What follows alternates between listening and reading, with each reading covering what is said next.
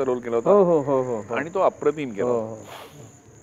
आणि तो केल्यानंतर संगीत कुलकर्णी त्याला असं म्हणाला होता, आनंद मी एकदा तुला तुझ्या वयाचा रोल देणार. आणि आनंद अभ्यंकर बरोबर म्हणजे माझ्यापेक्षा लहान होता तो. तो बोलला की तो बरोबर त्या वयाचा आहे म्हणून तो लहान वय आणि तू मोठा भाऊ आहे, तू बोलू नकोस काय ते, तू तुझं काम कर. आणि मग त्या सिरियलमध्ये पण आम्ही दोघे जण एकत्र होतो. आणि ज्या वेळेला हे असं घडलं त्यावेळेला एवढं हे शॉकिंग होतं मुळात. बरोबर. अक्षय पेंडसे हा माझा विद्यार्थी होता. म्हणजे मी ललित कला, जे पुण्याचं ललित कला केंद्र आहे तिथे मी शिकवायला जात होतो काही काळ मध्यंतरी. तर त्यावेळेला अक्षय पेंडसे हा माझा विद्यार्थी होता, माझ्या समोर बसायचा. आणि त्यानंतर कुठेही भेटले की सर मी असं करतोय, सर मी असं, हे सगळे ही विद्यार्थी ही सगळी मुलं सांगत असायची की माझा सध्या हे चालू आहे. त्यामुळे अक्षय पेंडसे, आनंद अभ्यंकर दोघे जण गेले, विश्वास बसू नये अशी घटना आहे. आणि त्यानंतर मला फोन आला त्यांचा की अहो तो रोल तुम्ही कर. म्हटलं चे चे चे मला नाही जमणार आहे, आनंदचा रोल मी कसा करेन. पण मग दीपक राजाध्यक्षांनी फोन करून सांगितलं की प्लीज तुम्ही करा. आणि मग म्हटलं बरं ठीक आहे करूया. आणि मग मी तो रोल केला. आणि त्या दिवशी मी असं ठरवलं होतं की काहीही झालं तरी तसंच्या तसं करायचं नाही. मी जसा मी करू शकतो मी तसा, एक मी फसलो तरी चालेल, म्हणजे माझं लोकांना कदाचित आवडणार नाही पण साधारण. आणि त्याच्यात आनंद आणि अक्षय दोघंही जण काम करत होते. त्यामुळे एका वेळेला 2 रिप्लेसमेंट झाल्या होत्या, एक नाही.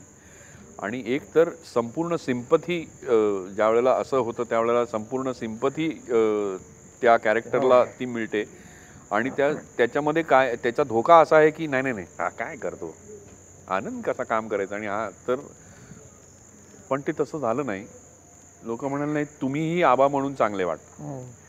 मग नंतर त्यांनी सांगितलं की आम्हाला त्यांची आठवण आली नाही, पण ते त्यांच्या जागी चांगले होते आणि तुम्ही तुमच्या जागी चांगले होता. आणि मला ही कॉम्प्लिमेंट खूप चांगली वाटते.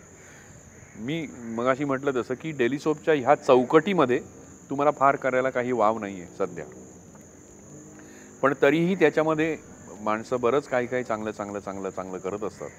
आणि करायला मजा येते. आणि ऑफकोर्स पैसे मिळतातच त्यातून, त्यामुळे तो एक भाग आहेच. बरं मला एक सांग की प्रत्येक नटाला म्हणा किंवा तुझ्यासारख्या नेपथ्यकाराला म्हणा स्वतःची एक कॅलिबर असते, त्याची जाण आलेली असते. तर तुला असं वाटतं का एक अभिनेता म्हणून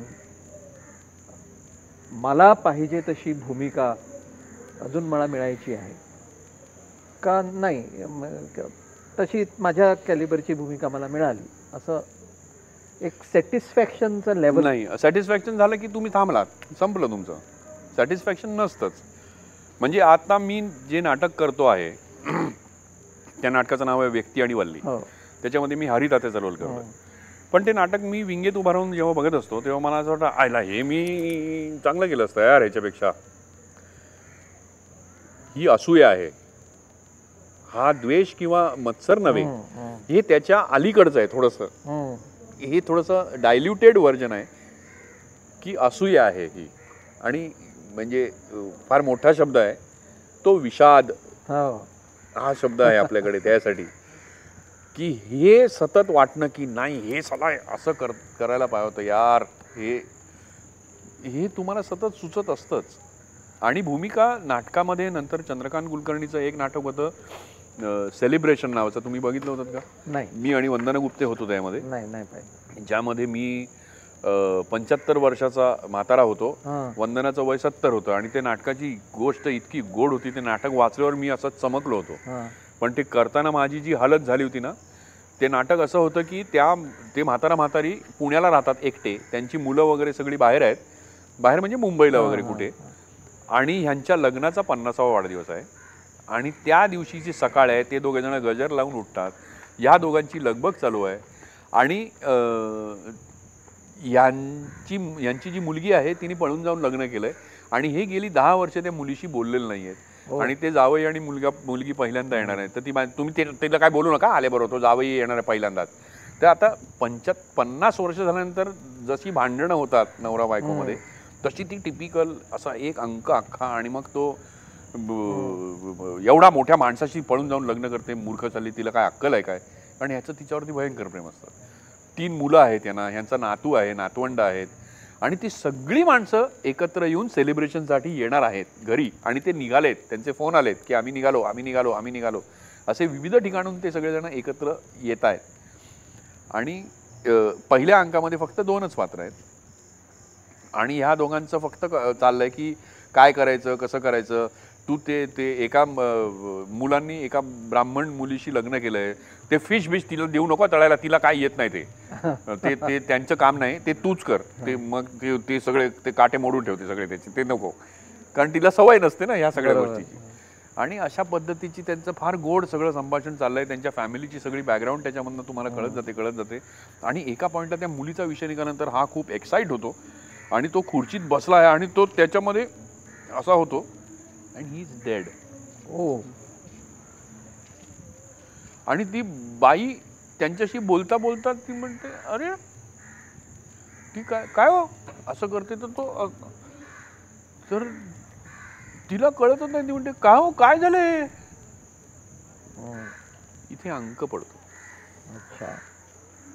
आणि पुढचा अख्खा अंक असा आहे की पडदा उघडतो, संपूर्ण स्टेज रिकाम आहे आणि त्या स्टेजवरती बेल वाजते, स्टेज रिकाम आहे, आतून ती बाई येते, मेन दरवाजा उघडते आणि 15 माणसं आतमध्ये येतात हे करत. आणि ते म्हणतात, अरे यार चला तुम्ही दोघे जण समोर पाहतात, आम्हाला तुम्हाला एक कॉंग्रॅच्युलेशन 50वा वाढदिवस. आणि त्यांचं असं ठरलेलं असतं की बाहेरच्या कोणाला बोलवायचं नाही, फक्त फॅमिली मेंबर्स आज. आणि ते काय तुम्ही कुठे आहेत, भाई कुठे आहेत, त्यांना बोलव ना, त्यांना बोलव, असं ते सगळं चाललेलं असतं. आणि ती म्हणते की अरे एक मिनिट, त्यांना जरा बरं नाही आहे, त्यांना जरा स्ट्रोकचा एक माइल्ड अटॅक आलाय, म्हणजे पूर्वी पण आला होता त्यांना, त्याचा त्रास झालाय त्यांना, तर ते त्यांना आतमध्ये बसवलंय. तर ती त्याला व्हीलचेअरवरती घेऊन येते, त्याला गॉगल लावलाय, त्याला कॉलर लावलंय आणि संपूर्ण झाकून टाकून पाठीमागे उषा वगैरे ठेवून त्याला असा बसवलाय खुर्चीत. हो. सो तुला हे सगळं अंकभर ॲज अ डेड मॅन बस. अरे असं बसायचं, मान सुद्धा. आणि ना ते गंमत अशी व्हायची की बाहेर गावचे प्रयोग असायचे ना, तर ते खूप लेट सुरू व्हायचे. आणि मग तू नुसता बसून दाखव, असा नुसता असं बसून दाखव, थोड्या वेळाने झोप येते. आणि ना मला ना बऱ्याच वेळेला झोप यायची, लेट नाईट 1:30 वाजलं असायचं की झोप यायची. आणि मग वंदना मागणं चिमटे काढायची, झोप नको अशी चिमटे काढायची मागणं. आणि तो रोल करायला मला खूप मजा आली. त्याच्यानंतर आधांतर नावाचं नाटक होतं जयंत पवारांचं, त्याच्यानंतर माझं घर नावाचं नाटक होतं परत जयंत पवारांचं. असे मला करायला खूप मजा आली. पण हे ठीक आहे, मी शेवटचा प्रश्न विचारतो.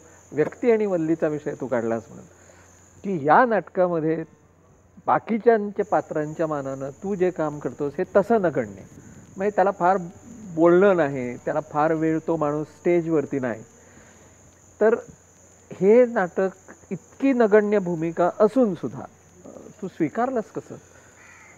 खरं सांगायचं तर पु ल देशपांडे ह्या माणसाची पुण्यही एवढी आहे की ही अशी वाक्य बोलायला मिळणं हेच मी माझं भाग्य समजतो आत्ता. की ते जे त्यांनी लिहून ठेवलंय ना ते इतकं ग्रेट आहे. आणि तुम्ही म्हणता तसं छोटं आणि मोठं असं काही नसतं. म्हणजे मला आत्तापर्यंत कित्येक लोकांनी असं सांगितलं की तुमचा प्रवेश ह्याच्यामध्ये काय आहे की प्रत्येक माणूस आहे ना हा विनोदी आहे. तर त्यांनी काय केलं होतं, मतकरींनी ह्याचं नाट्य रूपांतर केलंय.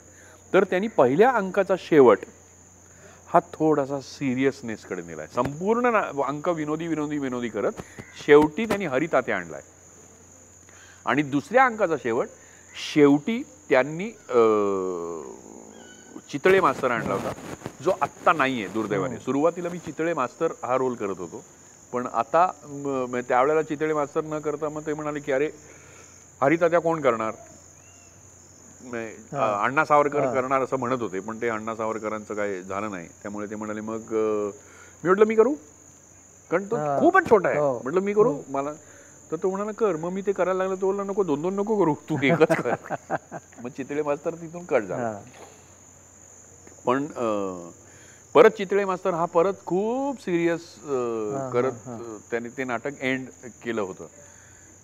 तर हा जो सिरियस नोट आहे, तर मला असे बरेच जण सांगतात की आम्ही टाळी वाजवू शकत नाही. ज्या वेळेला तुमची एक्झिट होते ना, हां. तेव्हा आम्ही टाळी वाजवू शकत नाही. इतकं ते ग्रिप हो. माणसांना पकडून धरतं. आणि बाकी सगळे जण खूप विनोदी करतातच आहेत. म्हणजे ते सगळं, कारण प्रत्येक पात्राला टाळी येते, हं. फक्त अगदी हरी तात्याला येत येत नाही. नाही. तर मला एकाने सांगितलं आम्ही नाही वाजवू शकत टाळी. अच्छा. आणि ही म्हणजे जब कोई दाद देना भूल जाए, इससे बड़ी दाद क्या होती है. अरे वाह! क्या बात है, क्या बात है. मला वाटतं म्हणजे हेच वाक्य अतिशय कुठल्याही कलाकाराच्या आयुष्यामध्ये हे वाक्य मला वाटतं अतिशय महत्त्वाचं आहे, की दाद द्यायलाच ज्यावेळी संबंध प्रेक्षक विसरतात, ही आपल्याला मिळालेली सगळ्यात मोठी दाद असते. मुळात हे ज्याला समजतं, तोच मला वाटतं मोठा कलाकार होत असतो. आपलं शिक्षण चालू ठेवत असतो आणि जी भूमिका आपल्याला मिळेल, ती आपल्या पद्धतीनं त्या भूमिकेचं सोनं करायचा प्रयत्न करत असतो. ती भूमिका छोटी आहे का मोठी आहे, याच्याकडे अजिबात त्याचं लक्ष नसतं. हे मला वाटतं राजन भिसे यांच्याकडनं जे कोणी ही बघत असतील त्यांना सगळ्यांना कळून चुकलेलं असेल. राजन, मुद्दाम या नाटकाकरता तू आलास आणि वेळात वेळ काढून एवढा वेळ तुझं सगळं आयुष्याचा पट उलगडून दाखवलास, त्याबद्दल प्रुडंट मीडियाच्या वतीनं तुझे आभार मानतो. धन्यवाद. धन्यवाद.